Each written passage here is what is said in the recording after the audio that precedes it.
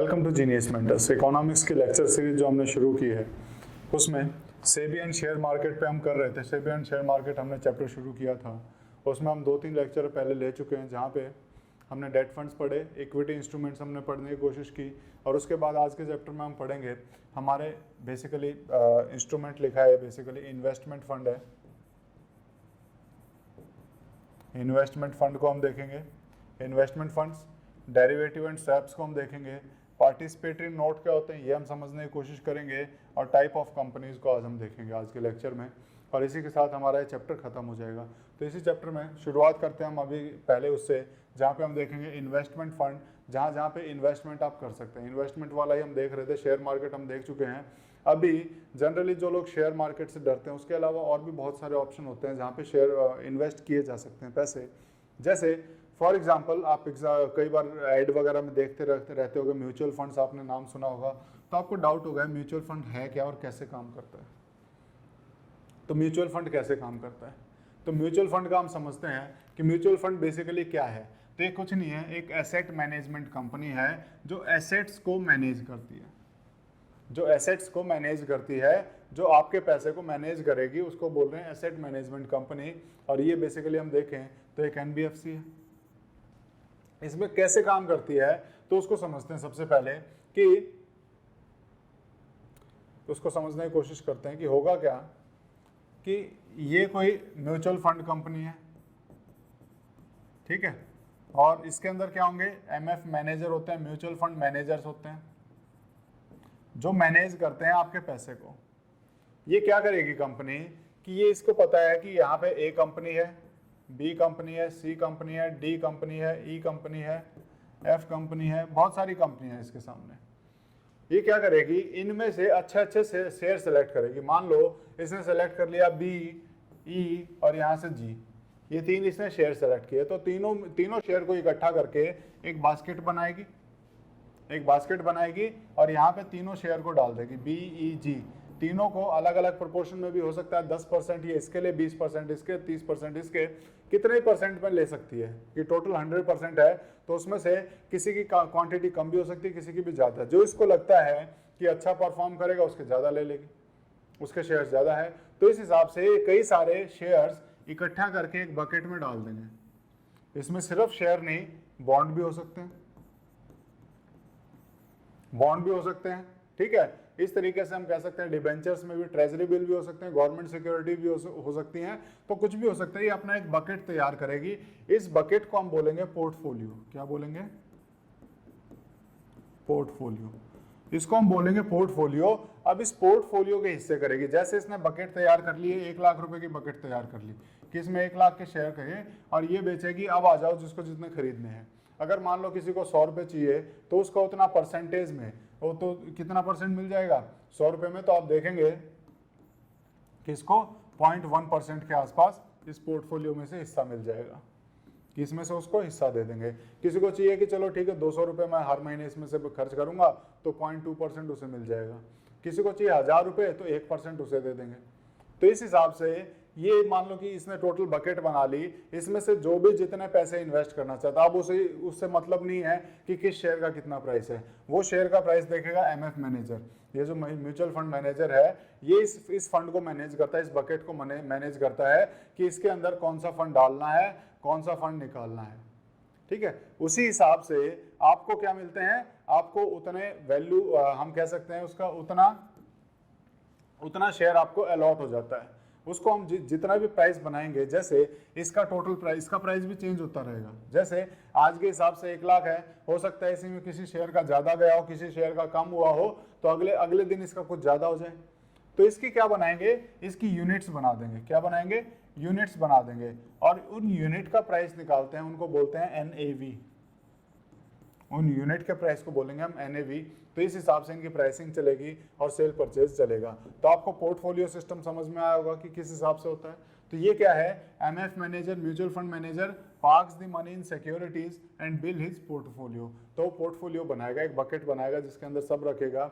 अब उसके बाद अगर जो भी इसमें इन्वेस्ट कर रहा है या फिर जो भी अपने पैसे को बाहर निकालना चाह रहा है तो उसके ऊपर फीस लगती है। उसके ऊपर ये क्या करेंगे, फीस चार्ज करते हैं, जो एंट्री फीस होती है उसे बोलेंगे ज्वाइनिंग फीस को बोलेंगे एंट्री लोड, और जब बाहर जा रहे हो, जब उसको बेच के सेल करके आउट होना चाहते हो, तो उस टाइम पे जो फीस लगती है उसे बोलते हैं एग्जिट लोड। तो ये दोनों आपको ध्यान रखने हैं, और सेबी रेगुलेट करती है इन फीस को कि कितनी होनी चाहिए मैक्सिमम, कितनी मिनिमम, तो वो सारा सेबी बताएगी। उसके बाद साइड पॉकेटिंग क्या होता है?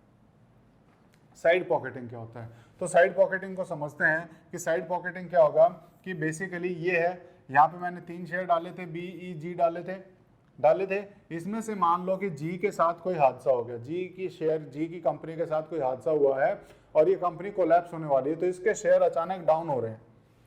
तो इसके शेयर डाउन होने की वजह से क्या होगा, हमें पूरा म्यूचुअल फंड के शेयर डाउन होते हुए दिखाई देंगे, और म्यूचुअल फंड के शेयर डाउन होते हुए दिखाई देंगे तो क्या होगा, तो यहाँ पे लोग इसमें से पैसे निकाल के भागने की कोशिश करेंगे।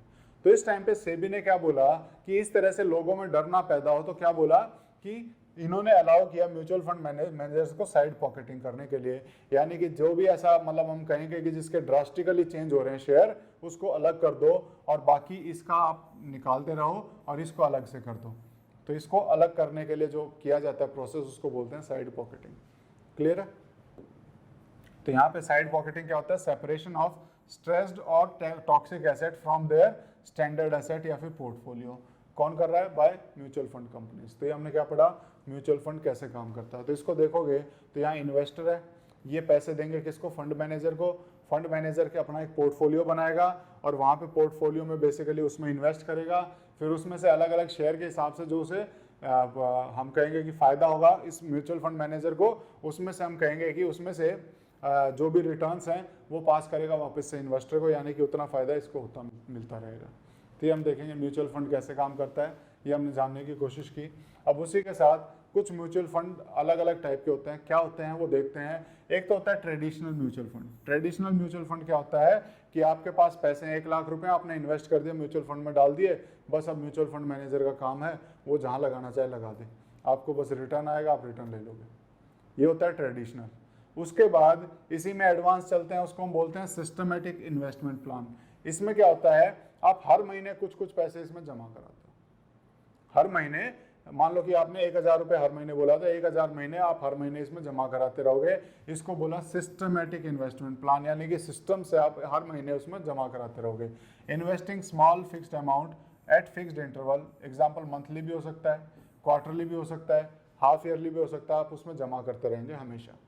उसको बोला सिस्टमेटिक इन्वेस्टमेंट प्लान। और उससे आगे चलते हैं तो यह है equity linked saving scheme. Equity linked saving scheme है, इसमें क्या होगा, तो इसमें देखोगे, इसमें जो भी इसमें क्या है, आप कभी भी अपना पैसा निकाल सकते हो, कोई लॉक इन पीरियड नहीं होता। इसमें भी कभी भी पैसा निकाल सकते हो, कोई लॉक इन पीरियड नहीं होता। लेकिन इक्विटी लिंक्ड में हम देखेंगे कि यहाँ पे कम से कम हम देखेंगे कि 3 साल का आपका पैसा लॉक हो जाता है। 3 साल से पहले आप उसे नहीं निकाल सकते, निकालोगे तो आपको एग्जिट फीस ज़्यादा देनी पड़ेगी। ठीक है, नहीं निकालते हो तो आपको टैक्स बेनिफिट्स मिलेंगे। तो इक्विटी लिंक्ड सेविंग स्कीम ये कौन सी है, जो बेसिकली आपका पैसा लॉक कर देती हैं 2-3 साल के लिए, लेकिन रिटर्न तो देती हैं, उस रिटर्न के ऊपर आपके ऊपर कोई टैक्स नहीं लगता है। तो यहाँ पे हम कह सकते हैं कि इनकम टैक्स बेनिफिट में हमें इसमें फ़ायदा होता है। तो ये इसके लिए ये स्कीम्स हो गई। और उसके बाद एक लास्ट देखते हैं जिसे हम बोलते हैं यूनिट लिंक्ड इंश्योरेंस पॉलिसी। तो इसको देखोगे तो हमने फर्स्ट चैप्टर जब हम कर रहे थे तो वहाँ इसको समझने की कोशिश की थी, और वहाँ पे हमने देखा था कि क्या होता है। तो ये क्या है, यहाँ पे दोनों तरह की हम कहेंगे कि यहाँ पे म्यूचुअल फंड और इंश्योरेंस पॉलिसी दोनों एक ही स्कीम में आते हैं। यहाँ पे आप इंश्योरेंस पॉलिसी भी खरीद रहे हो, इंश्योरेंस भी आपका हो गया, साथ के साथ उसमें से कुछ पैसा आपका इन्वेस्टमेंट भी होता रहेगा। उसको क्या बोला, यूनिट लिंक्ड इंश्योरेंस पॉलिसी। अब इसी हिसाब से एक रिस्कोमीटर बनाया जाता है, म्यूचुअल फंड रिस्कोमीटर, कि किसी म्यूचुअल फंड में इन्वेस्ट करने में आपका कितना रिस्क है। ये अलग अलग टाइप से होते हैं। जैसे कई लोग बॉन्ड में अगर इन्वेस्ट कर रहे हैं तो बॉन्ड का तो फिक्स होता है इंटरेस्ट रेट, वहाँ पे तो कोई रिस्क है नहीं। वहीं पे कोई लोग जो ज़्यादा शेयर में इन्वेस्ट करते हैं तो शेयर का कुछ नहीं कह सकते, मार्केट अप जाएगा डाउन जाएगा, तो वहाँ रिस्क ज़्यादा है। तो ये डिपेंड करता है आपने कितने परसेंटेज अपने पोर्टफोलियो में बॉन्ड डाले हुए हैं, कितने परसेंटेज आपने शेयर्स डाले हुए हैं। तो जितना ज़्यादा हाई परसेंटेज बॉन्ड वगैरह का होगा, डिबेंचर्स का होगा, वो क्या कहेंगे, या जितना ज़्यादा परसेंटेज गवर्नमेंट सिक्योरिटीज़ का होगा, हम कहेंगे कि वो उतना सेफ है। और जितना कम परसेंटेज मिलेगा, जितना ज्यादा परसेंटेज शेयर्स का मिलेगा, उतना ज्यादा हम कहेंगे रिस्क होता है। इस हिसाब से ये हर वेबसाइट पे एक रिस्कोमीटर डालते हैं जहाँ पे वो रिस्क डिसाइड करते हैं कि कितना इस फंड में कितना रिस्क है, ताकि इन्वेस्टर को इन्वेस्ट करने से पहले पता लगे कि आप जहाँ पैसा इन्वेस्ट करना चाह रहे हैं उसमें कितना रिस्क है। उस हिसाब से 6 कैटेगरीज बनाई गई हैं रिस्क की। क्या क्या? एक तो पहले बोलेंगे लो रिस्क, कम से कम रिस्क है, लो टू मॉडरेट रिस्क, फिर मॉडरेट रिस्क, उसके बाद मॉडरेटली हाई, और उसके बाद हाई, और उसके बाद हम देखेंगे कि वेरी हाई। ये वेरी हाई की हमने अभी रिसेंटली इसमें ऐड की है एक नई कैटेगरी, तो वेरी हाई रिस्क। तो इस हिसाब से हम देख सकते हैं किसी के भी उस पर कि कितने रिस्क पे कोई म्यूचुअल फंड कंपनी क्या क्या उसमें डाला हुआ है, वो हमें पता लग जाता है। तो ये हमने देखे म्यूचुअल फंड के। और इसी में अगर हम देखें तो कुछ एक फंड ऐसे होते हैं जो बेसिकली अगर हम देखें तो बड़े बड़े इन्वेस्टर्स के लिए होते हैं। सबसे पहले तो हेज फंड। हेज फंड क्या है? हेज फंड को अगर हम देखें तो यहाँ पे कौन इन्वेस्ट करता है? जो ज़्यादा रिस्क लेने लायक हो, यानी कि जो बहुत ज़्यादा हाई रिस्क। जहाँ पे हाई रिस्क होता है वहाँ पे प्रॉफिट के चांसेस ज़्यादा हो जाते हैं, तो हाई रिस्क हाई रिटर्न। तो यहाँ पे अगर हम देखें तो किसको बोला गया है? मिनिमम हम देखें इन्वेस्टमेंट यहाँ पे पर पर्सन कितना रखा गया है? 1 करोड़। तो कौन कर सकता है? जो बड़े बड़े इन्वेस्टर्स हैं। और ये किस में इन्वेस्ट करते हैं? बेसिकली अगर देखोगे तो जंक बॉन्ड्स में इन्वेस्ट करते हैं। जंक बॉन्ड्स कौन से? तो हमने पढ़ा था, ये प्रीवियस लेक्चर की आप क्लास देखेंगे तो आपको पता लग जाएगा जंक बॉन्ड कौन से होते हैं। ठीक है, तो जंक बॉन्ड में इन्वेस्ट करते हैं कौन से? Hedge funds. तो हेज फंड में मिनिमम कितना हो गया? 1 करोड़। क्लियर है? तो रिस्की एसेट्स में करते हैं बेसिकली, तो हेज फंड हो गया। देन उसके बाद होते हैं रेट्स। रेट्स मतलब रियल एस्टेट इन्वेस्टमेंट ट्रस्ट। ये सारे बड़े बड़े इन्वेस्टर के लिए हैं। इसमें भी मिनिमम डिसाइड कर दिया कि मिनिमम आपको 50,000 इन्वेस्ट करना है, मिनिमम 50,000 करना है। और ये कहाँ पे इन्वेस्टमेंट होता है? तो ये देखेंगे तो रियल एस्टेट में आपको दिखाई देगा। जितने भी रियल एस्टेट प्रोजेक्ट्स हैं जो कंप्लीट होने वाले हैं, तो ये लोग वहाँ इन्वेस्ट करते हैं। और वहाँ पे जब वो कंप्लीट हो जाएंगे तो वहाँ से जितना भी रेंट या सेल से जो प्रॉफिट होगा उसका फ़ायदा इन्हें मिलता है। और इसी टाइप का तीसरा है, वो उसे बोलेंगे इनवाइट्स, यानी कि इंफ्रास्ट्रक्चर इन्वेस्टमेंट ट्रस्ट। ये कहाँ करेंगे? तो इंफ्रास्ट्रक्चर प्रोजेक्ट्स जितने भी होते हैं, जैसे एयरपोर्ट इंफ्रास्ट्रक्चर को कोई डेवलप कर रहा है तो वहाँ इन्वेस्ट करेंगे। फिर हाईवे इंफ्रास्ट्रक्चर को, थर्मल प्लांट्स को, गैस ग्रिड को, ये इस तरह के जितने भी इंफ्रास्ट्रक्चर प्रोजेक्ट्स हैं वहाँ पे प्रोजेक्ट्स हैं, वहाँ जब इन्वेस्ट किया जाता है तो उसको बोलते हैं हम इनवाइट्स, यानी कि इंफ्रास्ट्रक्चर इन्वेस्टमेंट ट्रस्ट। क्लियर है? और यहाँ पे अगर आप देखेंगे तो मिनिमम कितना है? 1 लाख इन्वेस्टमेंट आपको करना पड़ेगा। इनको कैसे अर्निंग होती है? तो इनको अर्निंग होती है जैसे किसी ने हाईवे बनाया तो वहाँ पे टोल बनाएंगे तो टोल की फीस आएगी, तो उसमें से कुछ परसेंटेज इन्हें मिलता रहेगा। तो यहाँ पे इस तरीके से अर्निंग होती है। एयरपोर्ट पे जाओगे, एयरपोर्ट सर्विस चार्जेस लिए जाते हैं लोगों से, तो उसके वहाँ से उसको वो प्रॉफिट मिलता रहेगा। तो ये हमने देखे कुछ फंड्स। अब एक देखते हैं, हम देखते हैं सोवरेन वेल्थ फंड। ये कौन सा फंड है? ये किस टाइप का इन्वेस्टमेंट फंड है?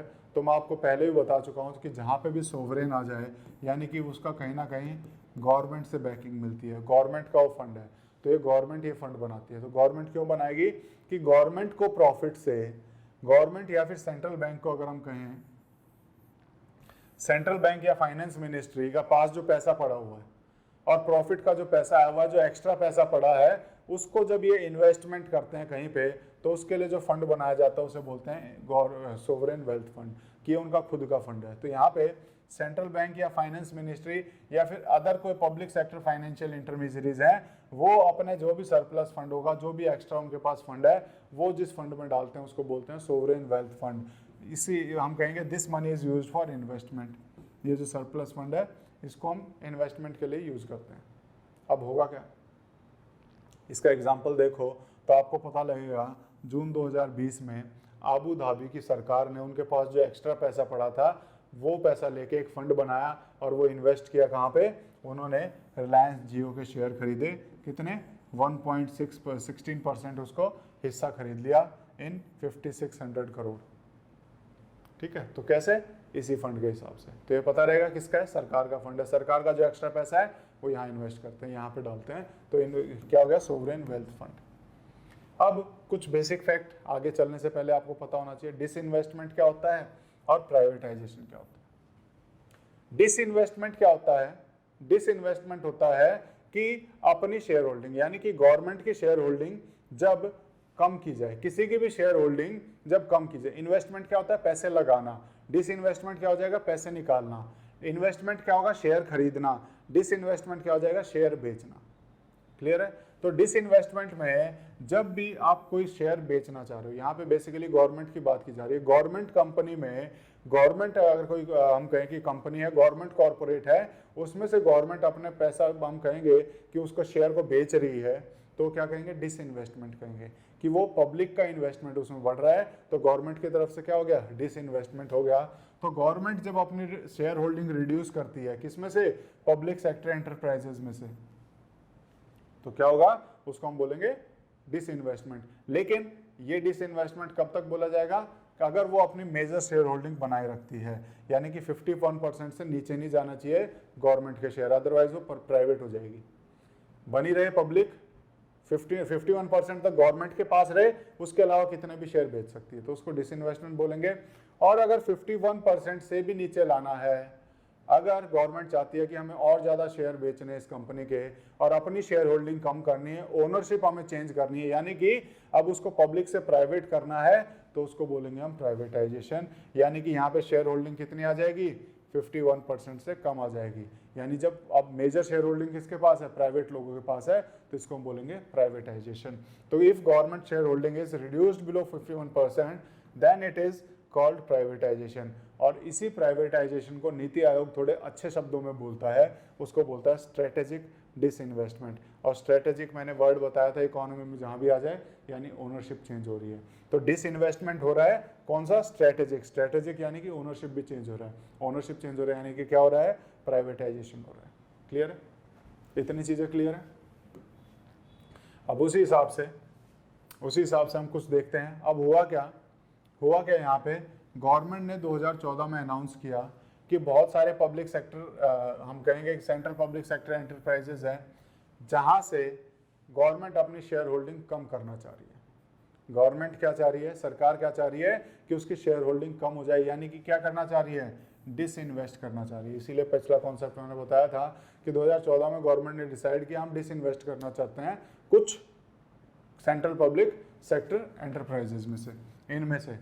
तो क्या करेंगे, तो इनके शेयर बेचना शुरू करेंगे। अब अलग अलग हो सकता है कि इनमें से एक आधी कंपनी तो ऐसी हो जो अच्छी चल रही हो, उसके तो शेयर बिक जाएं, लेकिन 10 के हो सकता है शेयर ना बिकें। तो इसके लिए गवर्नमेंट ने क्या किया, इन सभी के शेयर इकट्ठे किए, और शेयर इकट्ठे करके किसको दे दिए, एक फंड मैनेजर को दे दिए, गोल्डमैन सैच को। और उसने क्या किया, उसका एक पोर्टफोलियो बना लिया।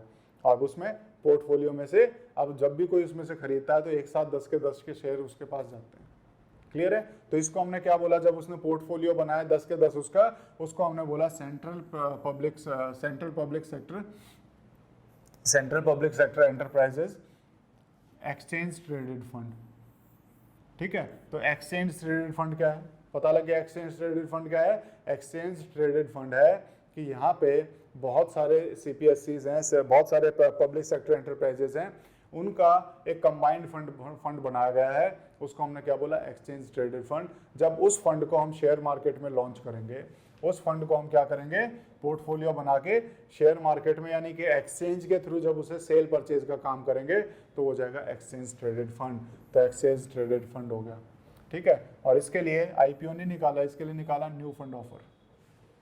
क्लियर है, इतनी चीज़ें ध्यान रहेंगी। एक्सचेंज ट्रेडेड फंड क्या होता है। अब उसी से मिलता जुलता नेक्स्ट है, उसको हम बोलेंगे Bharat 22।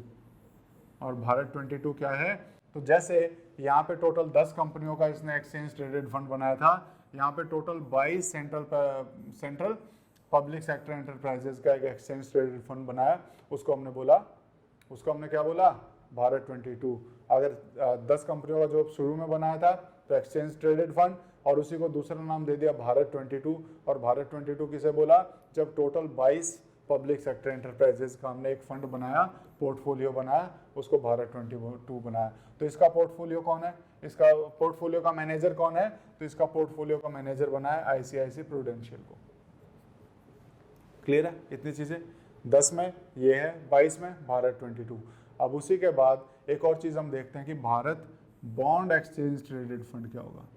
Bond exchange traded fund क्या होगा कि यहाँ पे क्या हो रहा है, यहाँ पे स्टॉक मार्केट में उसको हम निकाल रहे हैं, तो शेयर बना के बेच रहे हैं। लेकिन जब उसको एज ए बॉन्ड निकाला जाए, यानी कि ये क्या करेंगे, बॉन्ड, उसके बॉन्ड बेचने की कोशिश करेंगे, तो बॉन्ड बेचेंगे तो क्या होगा, यानी जैसे मैंने क्या बताया था कि अगर ये कोई भी कंपनी है, ये कोई भी कंपनी है, इसको क्या करना है, फंड रेज करना है।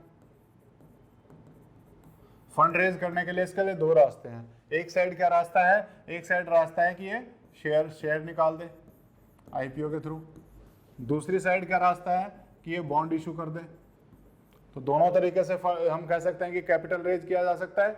तो उसी तरीके से जब भारत 22 या फिर एक्सचेंज ट्रेडेड फंड देखा तो वो हमने ये रास्ता चुना। और जब भारत बॉन्ड की हम बात कर रहे हैं, जब हम बोल रहे हैं भारत बॉन्ड, तो हमने दूसरा रास्ता चुना है, यानी कि हमने बॉन्ड इशू किए हैं ताकि हमें फंडिंग मिल सके। तो यहाँ पे पूल्ड मनी किस में इन्वेस्ट की जाती है, in the basket of bonds. तो यहाँ पे हमने क्या किया, 8-10 जितने भी पब्लिक सेक्टर एंटरप्राइजेस हैं उनका एक बकेट बनाया और उनके सबके बॉन्ड को हमने क्या किया, मिक्स किया और एक सिंगल बॉन्ड निकाल दिया, और सिंगल बॉन्ड सेल परचेज का काम कर रहे हैं। तो यहाँ पे ये क्या हो जाएगा, भारत बॉन्ड। और बॉन्ड क्या होता है, डेट फंड होता है। ठीक है, तो इतनी चीजें ध्यान रहेंगी, क्या अंतर है दोनों में। अब उसके बाद एक चलते हैं अल्टरनेटिव इन्वेस्टमेंट फंड। ये क्या होता है, अल्टरनेटिव इन्वेस्टमेंट फंड। अभी सरकार ने बजट में बहुत इसके ऊपर ध्यान दिया है कि alternative investment fund, alternative investment fund ये क्या है, बेसिकली 3 कैटेगरी में इसका डिवाइड होता है। जो फर्स्ट कैटेगरी का होता है, यानी कि जो नई नई कंपनी आ रही, स्टार्टअप जिसे हम कहेंगे। फर्स्ट कैटेगरी का अल्टरनेटिव इन्वेस्टमेंट फंड इन्वेस्ट करना है तो कहाँ इन्वेस्ट किया जाएगा, तो फर्स्ट कैटेगरी है जहाँ पे भी स्टार्टअप और जितनी भी छोटी कंपनियां हैं, यानी कि स्मॉल एंड मीडियम एंटरप्राइजेज हैं या फिर जो स्टार्टअप हैं, जब उनमें जब आप इन्वेस्ट करोगे तो वो इन्वेस्टमेंट क्या है, सोशली और इकोनॉमिकली वायबल होता है, क्योंकि उनको फलने फूलने का मौका मिलता है। तो यहाँ पे हम कहेंगे इनको venture capital fund, infrastructure fund, angel fund, social venture fund. तो इस तरह के फंड को बोलते हैं कैटेगरी 1। कैटेगरी 2 जो नॉर्मल शेयर मार्केट में जो आपका सेल परचेज हो रहा है, investment in equity and debt securities, यानी कि private equity fund, debt fund, fund of funds, ये हमारा हो जाएगा कैटेगरी 2 में, जो नॉर्मल आपका जो इक्विटी और डेट में जो आप इन्वेस्ट कर रहे हो। और कैटेगरी 3 में अगर हम देखें तो कैटेगरी 3 में क्या आएगा, कैटेगरी 3 में क्या आएगा, शॉर्ट टर्म रिटर्न्स कुछ जब हम देख के चलते हैं। और शॉर्ट टर्म रिटर्न अभी देखा था, हाई रिस्क हाई रिटर्न कहाँ था, हेज फंड में, तो हेज फंड यहाँ आ जाएगा। उसके अलावा private investment in public equity fund, तो ये यहाँ पे आ जाएगा। तो हमने तीनों कैटेगरी के फंड देखे कहाँ कहाँ पे हैं और क्या क्या उनमें डिफरेंस है। अब उसके बाद आगे चलते हैं फ्यूचर कॉन्ट्रैक्ट और ऑप्शन में। फ्यूचर कॉन्ट्रैक्ट और ऑप्शन में, फ्यूचर कॉन्ट्रैक्ट क्या है और ऑप्शन क्या होता है। फ्यूचर कॉन्ट्रैक्ट जब हमने चैप्टर शुरू किया था तो पहले दिन ही हमने बता दिया था कि फ्यूचर कॉन्ट्रैक्ट क्या होता है। फ्यूचर कॉन्ट्रैक्ट या फिर फॉरवर्ड कॉन्ट्रैक्ट वो होता है कि हम आज डिसाइड करते हैं फ्यूचर डेट पे कि उस डेट पे मैं इतने प्राइस में आपसे ये चीज़ें खरीदूंगा। फ्यूचर कॉन्ट्रैक्ट हो गया कि आपने आज बैठ के फ्यूचर के लिए कॉन्ट्रैक्ट कर लिया कि उस दिन मैं इस प्राइस पे खरीदूंगा, तो प्राइस भी डिसाइड हो गया, डेट भी डिसाइड हो गई। और डिसाइड कब किया, आज। इसे बोलते हैं फ्यूचर या forward contract. Between it is a contract between parties for settlement on a future date at a price और क्वांटिटी एग्रीड अपॉन टुडे। आज ही डिसाइड कर लेंगे कि कितना खरीदूंगा, किस प्राइस पे खरीदूंगा। ठीक है, तो इसे कहते हैं फॉरवर्ड या फिर फ्यूचर डेट। लेकिन यहाँ पे हमेशा ध्यान रखना कि रिस्क रहता है कि हमने एग्री तो कर लिया, लेकिन अब मुझे लग रहा है कि उसमें अगर मैं इन्वेस्ट करता हूँ उस डेट पे मैं उसको देने जाऊँ तो मेरा नुकसान हो जाएगा, क्या मैं दूंगा, तो नहीं दूंगा। लेकिन हमारा तो एग्रीमेंट हो रखा है, क्या देना पड़ेगा, नहीं। यहाँ पे हमेशा रिस्क रहता है कि जो एग्रीमेंट है या कॉन्ट्रैक्ट है उसके टूटने का हमेशा वो रहता है, रिस्क रहता है। तो उसी के लिए कि जब आप दो बंदों में एग्रीमेंट हुआ है कि फ्यूचर डेट पे मैं आपसे इतने प्राइस में इतने सारे इतनी क्वांटिटी में शेयर या फिर बॉन्ड या कुछ भी चीज़ें वो खरीदूंगा, उसके ऊपर हम इंश्योरेंस ले लेते हैं तीसरे बंदे से। क्या करेंगे कि हम क्या ले लेंगे, इंश्योरेंस ले लेंगे। उस इंश्योरेंस को हम बोलते हैं ऑप्शन, उस इंश्योरेंस को हम बोलते हैं ऑप्शन। और यहाँ पे क्या हो जाएगा, दोनों को प्रोटेक्शन मिलती है। दोनों को किसको, कि अगर हम यहाँ से समझें तो दो ऑप्शन मिलेंगे, कॉल ऑप्शन और put option. Right to buy but not obligation to buy, right to sell but no obligation to sell. इसका क्या मतलब है, इसको समझने की कोशिश करते हैं कि यहाँ पे ए और बी दोनों के बीच में क्या होता है, कॉन्ट्रैक्ट होता है। कॉन्ट्रैक्ट क्या होता है कि फ्यूचर डेट पे प्री डिटरमाइंड प्राइस, यानी कि आज हमने प्राइस फाइनल कर लिए, उस डेट पे प्री डिटरमाइंड क्वांटिटी, क्वांटिटी भी हमने फिक्स कर ली कि इतनी क्वांटिटी खरीदेंगे, इसका हमने कॉन्ट्रैक्ट किया है ए और बी के बीच में। लेकिन जब उस डेट में आते हैं, ए बोल रहा है कि मैं सेल करूंगा, ये बोल रहा है कि मैं बाय करूंगा, ठीक है। अब क्या होगा, इन दोनों में अगर इसे लगता है सेल करेगा, इसे लग रहा है कि यहाँ पे इसको तीसरा अच्छा ऑप्शन मिल रहा है सी, और ये उसको अच्छे रेट पे देगा उस दिन में, तो क्या ये उस दिन इसको देगा? इसको लेगा नहीं, मुझे यहाँ देने में फायदा है तो हो सकता है ये यहाँ दे दे। या फिर दूसरा ऑप्शन देखें कि इसको लगता है कि इसमें इन्वेस्ट करने में मुझे नुकसान है, तो क्या ये उस डेट में इसको खरीदेगा? कि जब इसे लग रहा है कि नुकसान है तो खरीदेगा, हो सकता है ना खरीदे। तो इसमें इस रिस्क से बचने के लिए, जो ए और बी दोनों को रिस्क है, इससे रिस्क से बचने के लिए हम किसी तीसरी पार्टी को चुनेंगे और उसको हम बोलेंगे ऑप्शन, यानी कि हम क्या लेंगे, इंश्योरेंस ले लेंगे तीसरी पार्टी से कि मैं इसे बेचना चाहता हूं और अगर ये ना खरीदे तो मेरे इस सामान को आप खरीदो और मुझे पैसे दे देना। दूसरे केस में ये किस लिए लेगा ऑप्शन, ये किस लिए इंश्योरेंस लेगा कि मैं इसे खरीदना चाहता हूं, लेकिन इसे कहीं और फायदा दिखा और ये वहां बेच दे तो मुझे आप लाके दोगे, यानी कि जो मेरा नुकसान हुआ है वो आप भरपाई करोगे। क्लियर है? इतनी चीजें क्लियर है। और इसी को बोलते हैं हम ऑप्शन प्लान, और इसी में हम देखेंगे दो ऑप्शन जिसे हम बोलते हैं कि कॉल ऑप्शन और पुट ऑप्शन। कॉल ऑप्शन क्या हुआ, right to buy but no obligation to buy. यहां पे जिसको खरीदना है, जिसको खरीदना है, जहां पे अगर हमने देखा ए और बी दो पार्टी थी, तो कौन था, बी था खरीदने वाला, इसको खरीदना है तो इसके पास राइट है कि उस दिन जब इसने डिसाइड किया तो इतनी क्वांटिटी में वही चीज अगर इसने नहीं बेचा ए ने, तो इंश्योरेंस कंपनी यानी कि ऑप्शन वाले जो इंश्योरेंस कंपनी है वो लाके देगी इसे। राइट टू बाय हो गया कि इसका राइट है, खरीदना है यानी इसको मिलेगा, लेकिन दूसरी साइड में इसको फायदा क्या दिया कि इसके ऊपर गारंटी नहीं दी कि इसको खरीदना ही है।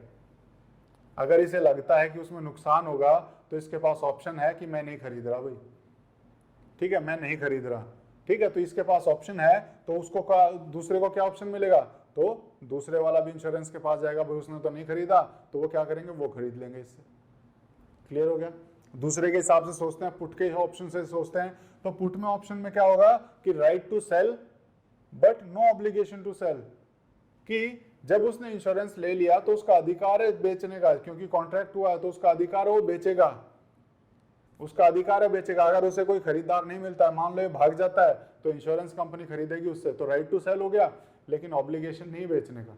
अगर उसे कहीं और फायदा दिखाई देता है तो वो उसको भी बेच सकता है, तो दोनों को फायदा हुआ। इसी को हमने बोला ऑप्शन। ऑप्शन यानी कि अगर आप सिंपल शब्दों में करो तो it is a type of insurance जो दोनों पार्टीज को प्रोटेक्ट करता है, जो सेलर को भी प्रोटेक्ट कर रहा है और बायर को भी प्रोटेक्ट कर रहा है। कैसे? कॉल ऑप्शन से और पुट ऑप्शन से। तो ये दोनों मैंने आपको बहुत इजी भाषा में आपको समझा दिए हैं। देन उसके बाद नेक्स्ट पढ़ने से पहले हम पढ़ते हैं डेरिवेटिव क्या होता है और स्वैप क्या होता है।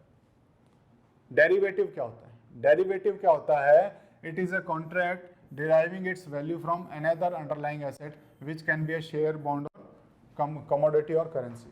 जैसे फॉर एग्जांपल हमने थोड़ी देर पहले यानी कि पिछली क्लास में हमने कुछ पढ़ने की कोशिश की थी, जहां पे हमने पढ़ा था एडीआर। एडीआर पढ़ा था, अमेरिकन डिपॉजिटरी रिसीट। ये क्या थे कि नॉन अमेरिकन कंपनी ने अमेरिका में जाके शेयर निकालने हैं, तो वो बैंक के पास गया, बैंक को उसने शेयर दिए, बैंक ने क्या दिया उसको, एडीआर। अब एडीआर सेल परचेज कर रहे हैं, क्या हम डायरेक्टली सेल परचेज कर रहे हैं? नहीं, शेयर की जगह पे हम एडीआर यूज कर रहे हैं। तो क्या है, एडीआर इज अ डेरिवेटिव। उसको कहां से पावर मिल रही है? शेयर से पावर मिल रही है। तो शेयर का प्राइस जितना ऊपर नीचे होगा उतना ही इसका होगा। यानी कि जब एक चीज का प्राइस दूसरी चीज से लिंक हो जाए उसको हम बोलते हैं डेरिवेटिव। क्लियर है? बिल्कुल क्लियर है? तो बिल्कुल क्लियर है, ठीक है। देन इसके एग्जाम्पल अगर हम देखें तो फ्यूचर कॉन्ट्रैक्ट हो गया, फॉरवर्ड कॉन्ट्रैक्ट हो गया, ऑप्शन हो गया, स्वैप हो गया, ये सारे इसके एग्जाम्पल हैं कि फ्यूचर कॉन्ट्रैक्ट में आज के हिसाब से हम प्राइस डिसाइड कर रहे हैं फ्यूचर का। तो डेरिवेटिव हमने एक तरह से हम कह सकते हैं एग्रीमेंट, हमारा शेयर नहीं है लेकिन वो एग्रीमेंट एज ए डेरिवेटिव काम करेगा। क्लियर? अब उसके बाद इसका एक टाइप है स्वैप। तो स्वैप क्या होता है? स्वैप क्या होता है? तो स्वैप में देखेंगे it is a derivative instrument to swap one financial asset with another financial asset to reduce the risk. अब इसको समझते हैं कि हम एक चीज से दूसरी चीज में चेंज कर सकते हैं अपने रिस्क को कम करने के लिए, और ये किसी भी तरह का हो सकता है।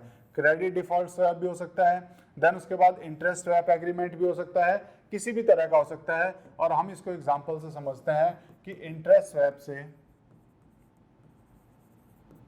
इंटरेस्ट स्वैपिंग पढ़ते हैं कि कैसे की जा सकती है ताकि हमारा रिस्क क्या हो जाए, रिस्क हमारा कम हो जाए। ये हम पढ़ने की कोशिश करते हैं। कैसे कि मान लो अभी क्या होता है, अभी बैंक आपको एक ऑप्शन देता है, क्या? दो तरह के इंटरेस्ट रेट चलते हैं, floating interest rate, fixed interest rate.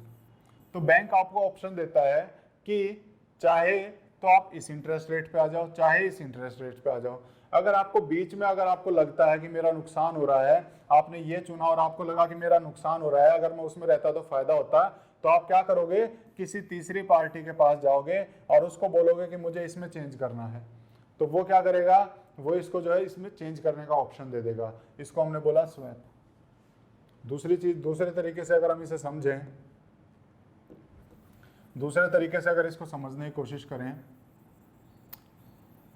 कि कैसे रिस्क को स्वैप किया जाता है, तो इसको इस तरीके से समझेंगे कि मान लो ये ए कंपनी है, ये बी कंपनी है, ये ए कंपनी है, ये बी कंपनी है। दो इंटरेस्ट रेट है, फिक्स और फ्लोट।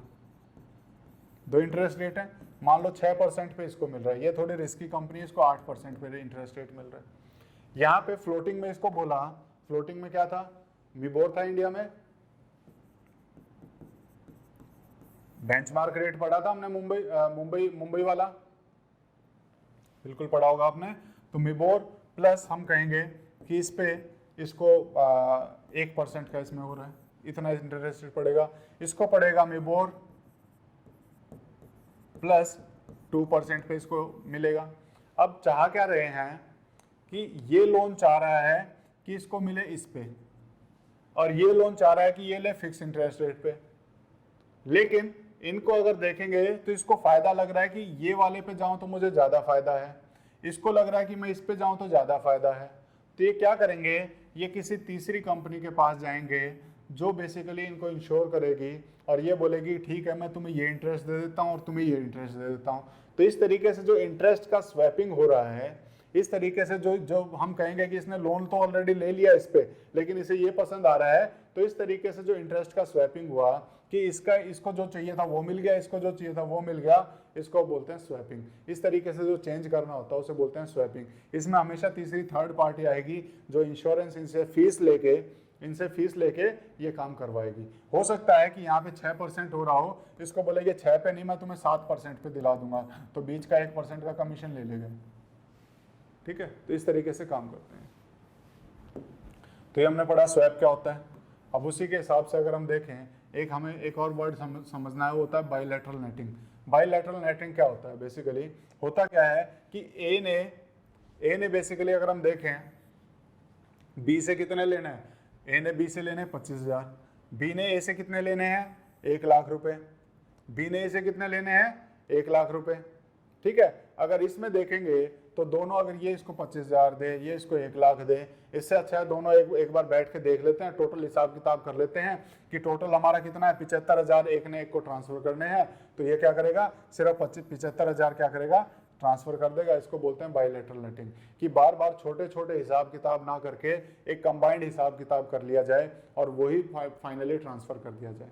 नहीं तो यहाँ पे क्या होते हैं, दो ट्रांजेक्शन हो जाए और यहाँ पे सिंगल ट्रांजेक्शन में काम चल गया, और इसी को बोलते हैं bilateral netting. It is a process of settling claim against each other by a single net payment. इसी को हम बोलते हैं बायलैटरल नेटिंग। ठीक है, बहुत इजी था, इसमें तो बताने लायक भी कुछ नहीं था। अब उसी के हिसाब से अब हम आगे चलते हैं और अब हम पढ़ते हैं पार्टिसिपेटरी नोट क्या होते हैं। ये बेसिकली एक तरह के डेरिवेटिव होते हैं। ध्यान रखना, डेरिवेटिव का मतलब क्या है कि इसका किसी न किसी चीज़ से लिंक मिलेगा। जैसे हमने एडीआर पढ़ाया था उसी टाइप का होता क्या है कि पार्टिसिपेटरी नोट में क्या होगा, बहुत इंपॉर्टेंट है, एग्जाम पर्पस से बहुत बार पूछा गया है, तो ध्यान देना इसमें कि कोई भी फॉरेनर है और इंडिया में आके इंडिया के शेयर्स में इन्वेस्ट करना चाहता है, want to invest money in Indian share. Foreigner है, इंडिया में आया, इंडिया में आके इंडियन शेयर मार्केट में इन्वेस्ट करना चाहता है, लेकिन उसके साथ एक प्रॉब्लम है कि वो सेबी के साथ रजिस्टर नहीं करना चाहता, डीमैट अकाउंट नहीं खुलवाना चाहता। तो कैसे करेगा? इंडिया में अगर आप इन्वेस्ट करना चाह रहे हो, डीमैट आप खुलवा नहीं रहे हो, तो कैसे करोगे? और वो ऊपर से फॉरेनर आके इंडिया में बोल रहा है मुझे शेयर मार्केट में इन्वेस्ट करना है, लेकिन सेबी के पास रजिस्ट्रेशन नहीं चाहिए, तो ये क्या करेगा? सेम प्रोसेस है जैसा हमने एडीआर जीडीआर में पढ़ा था, बिल्कुल सेम है, कोई डिफरेंस नहीं है। जैसे वहाँ पे नॉन अमेरिकन कंपनी थी, अमेरिका में गई थी, लेकिन वहाँ के स्टॉक एक्सचेंज से रजिस्टर नहीं होना चाहती, वो बैंक को अप्रोच किया, बैंक ने उसको एडीआर दिया, था प्रोसेस। वैसा ही ये है, फॉरेनर है, इंडिया के शेयर मार्केट में इन्वेस्ट करना चाहता है, लेकिन यहाँ के सेबी जो यहाँ पे बेसिकली रेगुलेटर है उसके साथ रजिस्ट्रेशन नहीं चाहता, तो वहाँ रजिस्ट्रेशन नहीं चाहता। अब ये क्या करेगा?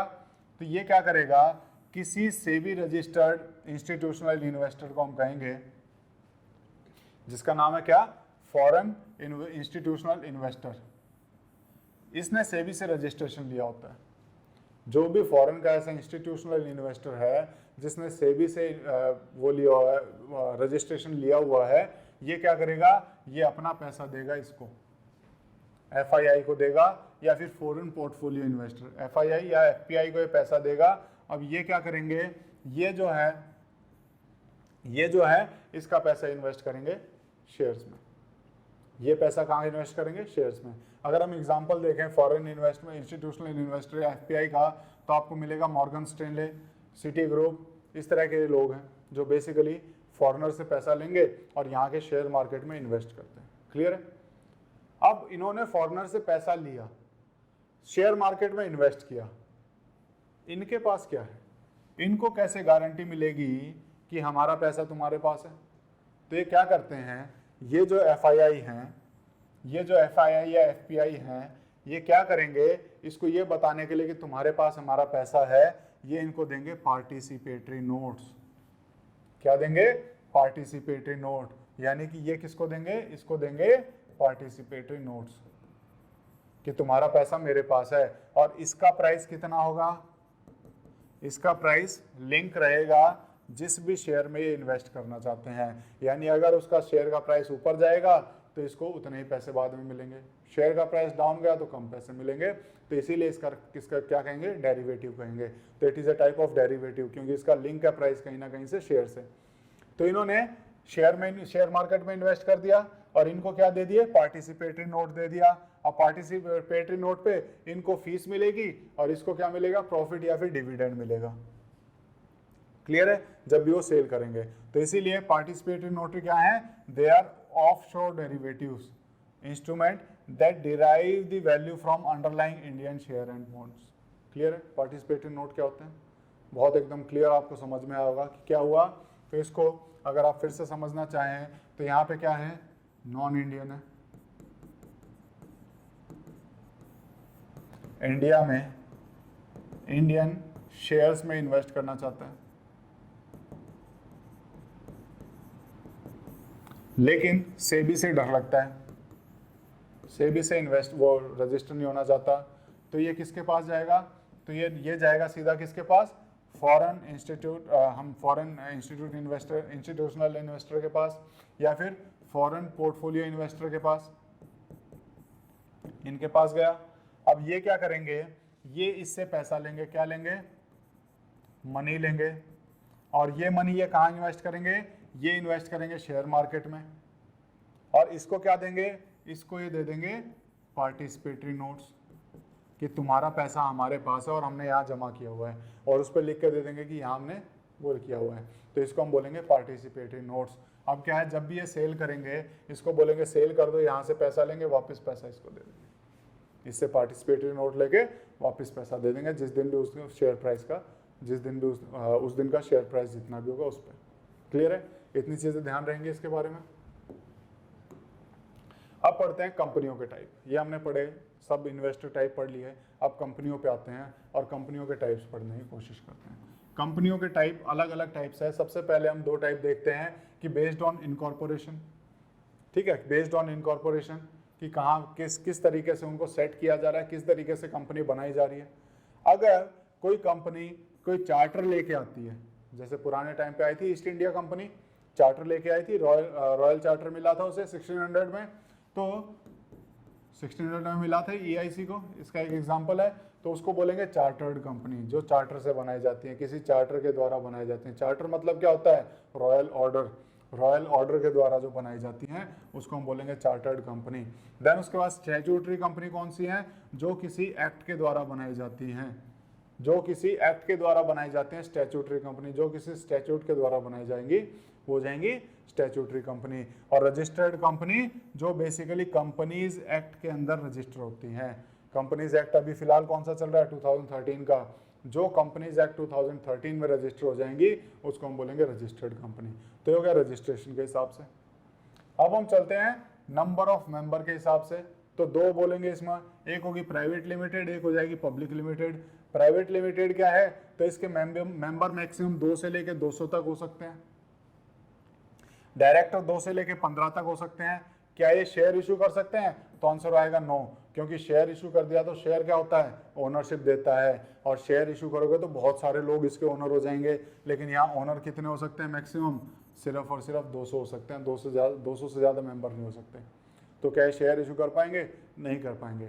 इसी के अपोजिट जो शेयर इशू कर सकते हैं उसको बोलते हैं हम पब्लिक लिमिटेड कंपनी। यहाँ पे देखोगे मिनिमम मेंबर 7 चाहिए, उसके बाद अनलिमिटेड हो सकते हैं, क्योंकि जितने लोग शेयर खरीदेंगे वो इसके मेंबर बन गए, तो ये शेयर इशू कर सकते हैं। ठीक है, ये क्या कर सकते हैं, can issue shares, share issue कर सकते हैं ये।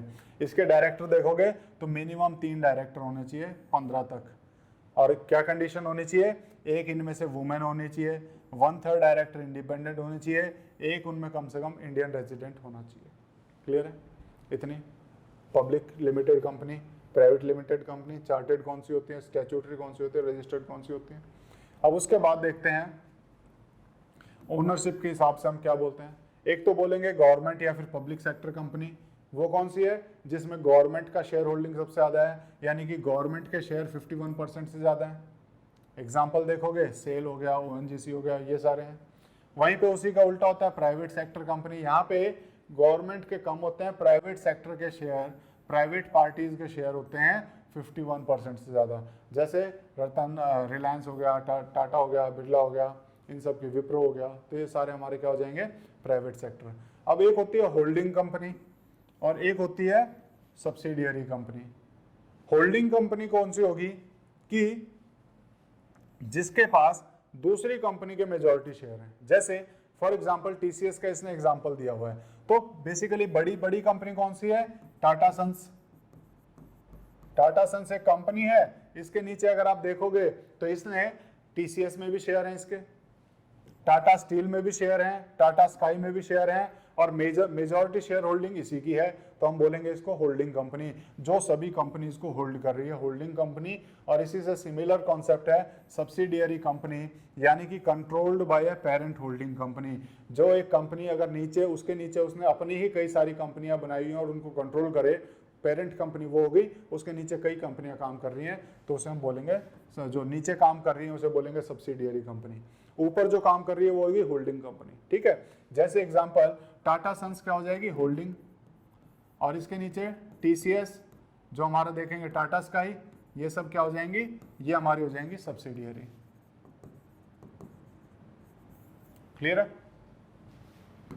अब उसके बाद अगर हम देखें तो और क्या क्या होती हैं, कंपनीज एक्ट में किस टाइप की बनती हैं, LLP एक्ट में भी कुछ कंपनियां आती हैं और पार्टनरशिप एक्ट में भी कुछ कंपनियां आती हैं। क्या है बेसिकली, तो कंपनीज एक्ट में देखोगे एक मिलेगी 1% कंपनी, जो सिर्फ एक आदमी का ओनरशिप रहेगी, 1% कंपनी।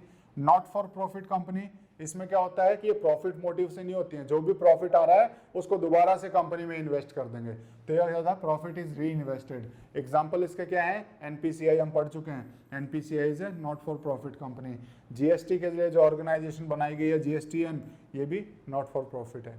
उसी की तरह एक हम देखेंगे डोरमेंट कंपनी। डोरमेंट कंपनी कौन सी है, जो कोई फंक्शन नहीं कर रही है, चिल मार के बैठी हुई है आराम से, उसको बोलेंगे डोरमेंट कंपनी। जैसे to start business in future, आज मैंने कंपनी बना ली, फ्यूचर में बिजनेस स्टार्ट करूंगा, तो अभी मैं क्या है शांत बैठा हूँ, डोरमेंट। उसके बाद टू स्टोर आईपीआर, आईपीआर को स्टोर करने के लिए, और कोई फंक्शन नहीं करना, सिर्फ आईपीआर स्टोर किया है, मतलब अपना, हाँ मैं बेसिकली हम कहूँ कि मैं अपना एक आईपीआर लॉन्च कर रहा हूँ और मेरी कंपनी के साथ ये जुड़ा रहे, लेकिन मैं कंपनी में कोई प्रोडक्शन नहीं कर रहा हूँ, बस एक आईपीआर को बचाने के लिए कंपनी बनाई हुई है, तो हम कहेंगे टू स्टोर आईपीआर। और उसके बाद और not filled annual returns last quarter, जिसने लास्ट क्वार्टर में एनुअल रिटर्न नहीं फिल किया है उसको भी हम कहेंगे डोरमेंट कंपनी है। क्लियर है?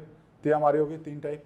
यहाँ पे under limited liability partnership company कौन सी होती है? लिमिटेड लायबिलिटी का मतलब क्या होता है? जहां पे लायबिलिटी लिमिटेड हो, यानी कि अगर हम देखें मिनिमम कितने होने चाहिए, 2 पार्टनर, इससे ज्यादा भी हो सकते हैं। इसमें एक पार्टनर ने कोई भी काम किया हो, अगर एक पार्टनर की वजह से कोई नुकसान होता है उसके ऊपर दूसरे को के ऊपर उसका कोई फर्क नहीं पड़ेगा, इसीलिए इसको बोलते हैं लिमिटेड लायबिलिटी, कि यहाँ पे लायबिलिटी लिमिटेड रहती है। Individual partners are shielded from joint liability and created by another partner, यानी कि एक पार्टनर दूसरे पार्टनर के द्वारा किए गए कर्मों से बचाव रहेगा इसका, ये चाहे कोई भी कांड करता रहे दूसरे के ऊपर इसकी आंच नहीं आएगी, उसको बोलते हैं हम लिमिटेड लायबिलिटी। और वहीं दूसरा अगर हम देखें तो इंडियन पार्टनरशिप एक्ट के अंडर जो पार्टनरशिप फर्म बनती हैं इनमें भी लगभग सेम है, लेकिन यहाँ पे एक भी अगर कोई गलत काम करता है तो पूरी कंपनी के ऊपर उसका फर्क पड़ेगा, यानी कि मिनिमम 2 और मोर पार्टनर और each partner is liable jointly, यानी एक ने भी कोई गलत काम किया तो सभी के ऊपर उसको बराबर हिस्सेदारी रहेगी। क्लियर है? ये हमारी हो गई इंडियन पार्टनरशिप एक्ट के अंदर, तो ये हमने देखा। अब उसके बाद देखते हैं हमारे मिनिस्ट्री ऑफ कॉर्पोरेट अफेयर्स में, ये जो मिनिस्ट्री है इसके अंदर हमारी अगर हम देखें तो इन्होंने कुछ स्टैट्यूटरी बॉडीज बनाई हुई है। जैसे अगर आप देखोगे एक कंपटीशन एक्ट है, कंपटीशन कमीशन ऑफ इंडिया बनाया हुआ है, तो ये अगर हम देखें तो ये एज ए रेगुलेटर काम करता है सभी कंपनीज के लिए, एज ए रेगुलेटर काम करता है सभी कंपनीज के लिए। कौन सा? Competition commission of India. किस एक्ट में बनाया गया है? Competition act 2002। इससे पहले एक और एक्ट काम करता था, उसका नाम था एमआरटीपी एक्ट। एमआरटीपी क्या होता है? Monopolies and restrictive trade practices act. एक second,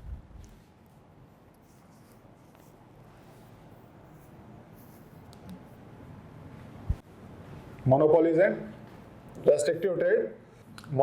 restrictive trade practices act, जो बेसिकली किसी कंपनी को मोनोपोली करने से जो बेसिकली इंश्योर करेगा कि किसी एक कंपनी की कोई मोनोपोली नहीं चल रही है, तो उसके लिए एमआरटीपी एक्ट था। उसी को चेंज करके क्या बना दिया?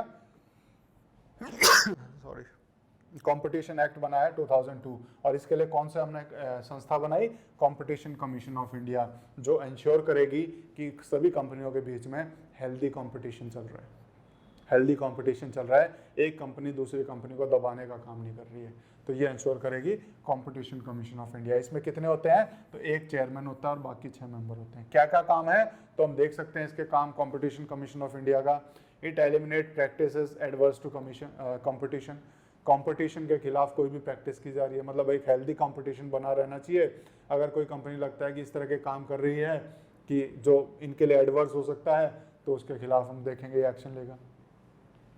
Ensure freedom of trade in market में फ्रीडम ऑफ ट्रेड बना रहे, ये इंश्योर करेगी। प्रमोट एंड सस्टेन कंपटीशन बनाए रखने के लिए। Protect the interest of consumer के इंटरेस्ट को प्रोटेक्ट करने के लिए। Give opinion on competition issues, ठीक है, कंपटीशन इश्यूज पे अपने ओपिनियन रखती है। देन उसके बाद undertake capacity building and competition advocacy.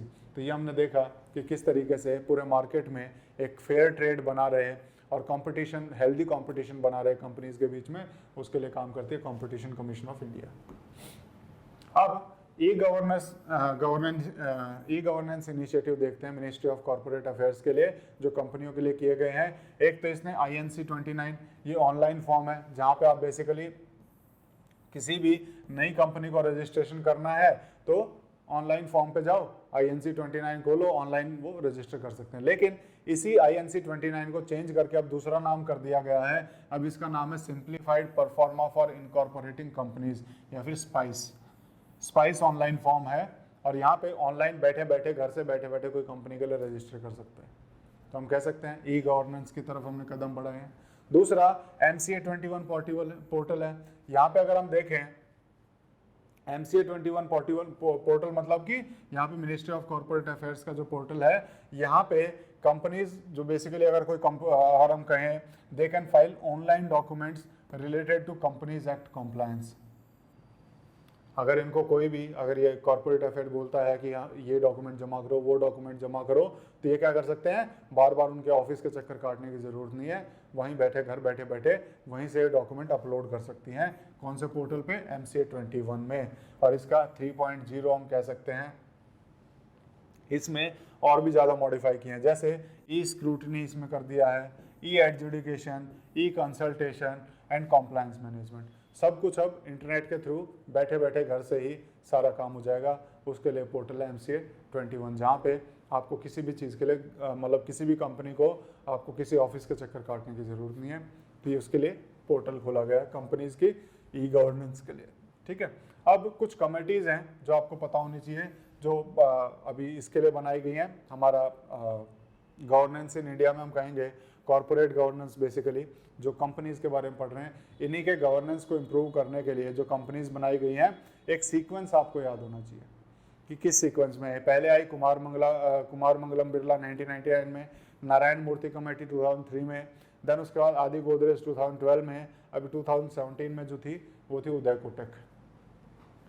तो ये बेसिकली अलग अलग कहेंगे कि कमेटीज थी जिन्होंने अलग अलग रिकमेंडेशन दिए। और इसी में हम अपना आज का लास्ट टॉपिक पढ़ते हैं जिसको बोलते हैं कॉर्पोरेट सोशल रिस्पॉन्सिबिलिटी। इन्हीं कंपनी से रिलेटेड है कॉर्पोरेट सोशल रिस्पॉन्सिबिलिटी। ठीक है, तो इसमें क्या पढ़ेंगे कि इनको क्या बोला गया है कि जो भी बड़ी बड़ी कंपनियां हैं, कौन सी बड़ी कंपनियां, तो उसको हम देखेंगे कि कौन सी बड़ी कंपनियां हैं जिनका नेटवर्थ अगर हम देखें 500 करोड़ से ज़्यादा है, या फिर टर्नओवर 1000 करोड़ से ज़्यादा है, या फिर कहें कि नेट प्रॉफिट उनका 5 करोड़ से ज़्यादा है। तो ये कंपनियां इनको सोसाइटी की तरफ भी अपनी रिस्पॉन्सिबिलिटी कुछ निभानी है और सोसाइटी के वेलफेयर के लिए कुछ काम करना है। तो क्या बोला गया इनको कि जो इस तरह की कंपनी है जिनका नेटवर्थ इतना है, उनको बोला गया है कि लास्ट 3 साल का आप एवरेज प्रॉफिट निकालो और उस एवरेज प्रॉफिट का 2% हिस्सा आपको लगाना है कहाँ पे, सोसाइटी के वेलफेयर के लिए, एजुकेशन के फील्ड में, एनवायरनमेंट के फील्ड में, पब्लिक हेल्थ में, सैनिटेशन में, डिजास्टर मैनेजमेंट में, यानी कि सोसाइटी जिससे जहाँ से आपने कमाया है गिव बैक करो, उनको वापस दो। 2% हिस्सा आपको उनकी भलाई के लिए लगाना है। तो ये यहाँ पे बोला गया है, यही हमारा होता है कॉर्पोरेट सोशल रिस्पॉन्सिबिलिटीज़। और ये कहाँ पे है, इसका इनको अथॉरिटी मिलती है कंपनीज एक्ट 2013 से 2013 से। और ये दोनों पे लागू होता है, पब्लिक सेक्टर पे भी और प्राइवेट सेक्टर लिमिटेड पे भी, दोनों पब्लिक लिमिटेड और प्राइवेट लिमिटेड कंपनीज पे लागू होता है। ठीक है, इतना इसमें ध्यान रहेगा। और इसको कौन बेसिकली डील करता है, तो बेसिकली अगर आप देखोगे तो मिनिस्ट्री ऑफ कॉर्पोरेट अफेयर्स के अंदर सारी कंपनियां जाती हैं, तो वहीं से डील होता है। और वही अलग अलग कंपनीज को ये कॉर्पोरेट सोशल रिस्पॉन्सिबिलिटी के लिए अलग अलग अवार्ड भी देती है। कौन सी मिनिस्ट्री देती है, मिनिस्ट्री ऑफ कॉर्पोरेट अफेयर्स। तो ये चीज़ हमने देखी, ठीक है, ये चीज़ हमने देखी। और इसमें ध्यान देने लायक बात यह है कि ये जो CSR एक्टिविटीज़ हैं ये इंडिया में ही करनी पड़ेगी। जो इंडिया में अगर कमाया है तो इंडिया में ही, इंडियन सोसाइटी की भलाई के लिए ही काम करना पड़ेगा। तो हमने देखा आज के चैप्टर में हमने पूरा सिक्योरिटीज़ पढ़ी, स्टॉक मार्केट से रिलेटेड जितनी भी चीज़ें बची हुई थी वो सारा पढ़ा, इन्वेस्टमेंट फंड पढ़े, म्यूचुअल फंड पढ़े। उसके बाद कौन कर रहे हैं सारे शेयर्स, कौन लॉन्च कर रहे थे, कंपनीज। तो कंपनीज के टाइप के बारे में पढ़ा। अभी कुछ क्वेश्चन सॉल्व कर लेते हैं। सबसे पहला, which of the following is issued by registered foreign portfolio investor to overseas investor who want to be part of Indian stock market without registering themselves directly. यानी कि कोई फॉरेनर है, इंडिया के शेयर मार्केट में invest करना चाहता है, यहाँ पे रजिस्टर्ड नहीं है, तो वो उसने किसको अप्रोच किया, फॉरेन पोर्टफोलियो इन्वेस्टर को अप्रोच किया हुआ है। इसलिए वो इनको क्या इशू करेगा, फॉरेनर को क्या इशू करेगा। यहाँ तो वो शेयर में इन्वेस्ट कर देगा, लेकिन फॉरेनर को जो इन्वेस्ट करेगा उसका क्या नाम है, तो आप इसको वीडियो पॉज करके आंसर दीजिए। आपने इसका बिल्कुल सही अंदाजा लगाया होगा, participatory note. Participatory note issue करता है फॉरेन पोर्टफोलियो इन्वेस्टर। बहुत डिटेल में इसको बताया था अभी थोड़ी देर पहले। ये इनको भूलना मत क्या थे डेट इंस्ट्रूमेंट, सब मैंने पढ़ाए थे जब प्रीवियस लेक्चर में, तो इन सब का पता होना चाहिए आपको। उसके बाद पार्टिसिपेटरी नोट का एक और question, these are associated with which of the following, ये कहाँ पे किससे एसोसिएटेड है पार्टिसिपेटरी नोट्स। तो वीडियो पॉज कीजिए और आंसर देने की कोशिश कीजिए।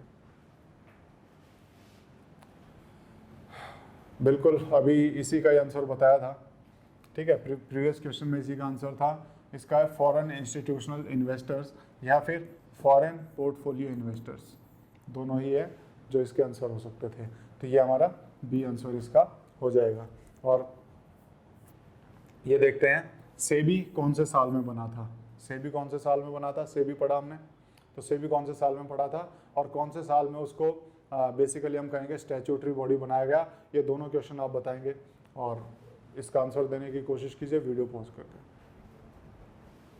बिल्कुल आपने अंदाज़ा सही लगाया होगा इसका।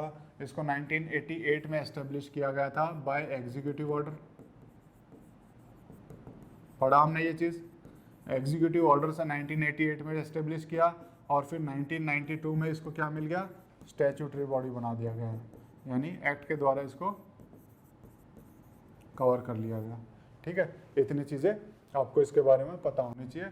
और इसी के साथ हम आज का लेक्चर भी ख़त्म करते हैं, जहां हमारा सेबी और शेयर मार्केट का जो पूरा कवर हो गया है। अब हम बात करेंगे इंश्योरेंस की, अब हम बात करेंगे कि रिस्क से बचा कैसे जाए, जो हमने ऑप्शन प्लान देखे, इंश्योरेंस वगैरह का फील्ड हम देखेंगे। आने वाले लेक्चर में हम इंश्योरेंस से रिलेटेड चीज़ों को समझने की कोशिश करेंगे। और इसी के साथ आज का लेक्चर हम ख़त्म करते हैं। Thank you.